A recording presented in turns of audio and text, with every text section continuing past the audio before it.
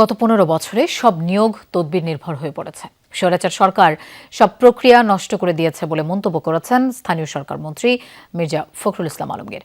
রাজধানীর শেরেবাংলা কৃষি বিশ্ববিদ্যালয়ে এক স্মরণ সভায় তিনি বলেন, মেধা ও যোগ্যতা ছাড়া দেশ এগিয়ে যেতে পারে না। বিশ্ববিদ্যালয়ে দলবাজি না করার অনুরোধ করেন তিনি। এ সময় মেধাবী ও যোগ্যদের শিক্ষক নিয়োগ করার কথা বলেন। ছাত্র রাজনীতিতে মেধাবীদের যুক্ত করার আহ্বান জানান ফখরুল। তিনি বলেন, অনেক ত্যাগের মধ্যে দিয়ে দেশ গড়ার সুযোগ এসেছে। জুলাই সনদ নিয়ে তর্ক হওয়া ভালো, কিন্তু অপপ্রচার ও রাজনৈতিক উদ্দেশ্যে এর ব্যবহার উচিত নয়। জুলাই সনদ ও সংবিধান ইস্যুতে বলেন, বিএনপি আলোচনায় পরিষ্কার করে বলেছে যে সব ইস্যুতে ঐক্যমত্য হয়নি সেগুলোতে নোট অব ডিসেন্ট থাকবে। মন্ত্রী আশা করেন দ্রুতই বিরোধী দল সংবিধান সংশোধন কমিটিতে নাম দেবে।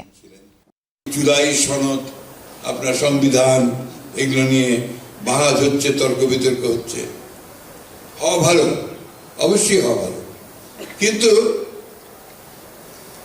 অপপ্রচার, মিথ্যা এবং রাজনৈতিক উদ্দেশ্যে এগুলোকে ব্যবহার করার চেষ্টা, এটা কখনোই ভালো হতে পারে না।